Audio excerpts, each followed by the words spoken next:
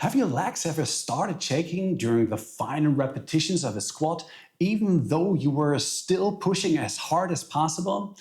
It may look as if your muscle fibers are switching on and off, but that is not the explanation.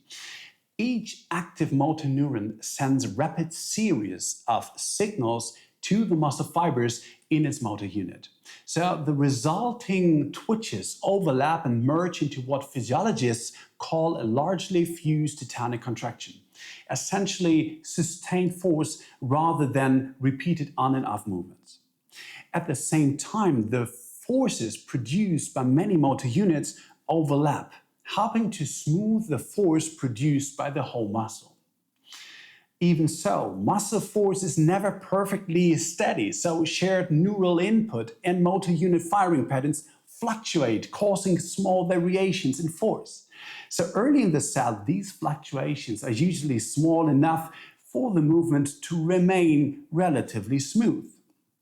But as the active muscle fibers fatigue, their force-generating capacity declines.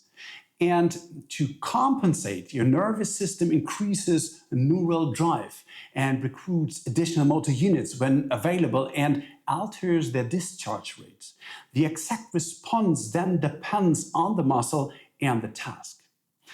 In a squat, for example, visible shaking probably reflects a combination of fluctuating neural input, fatigue-related changes in motor unit output, and repeated corrections across several muscles to control the movement and, of course, the path of the bar.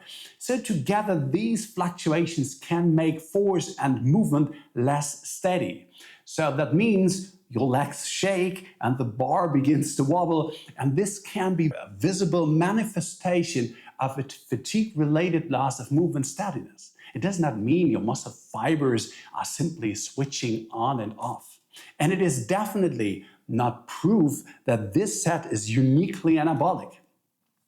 It rather means that your neuromuscular system is working harder to produce the force and corrections needed to complete the repetition while the movement is becoming less steady.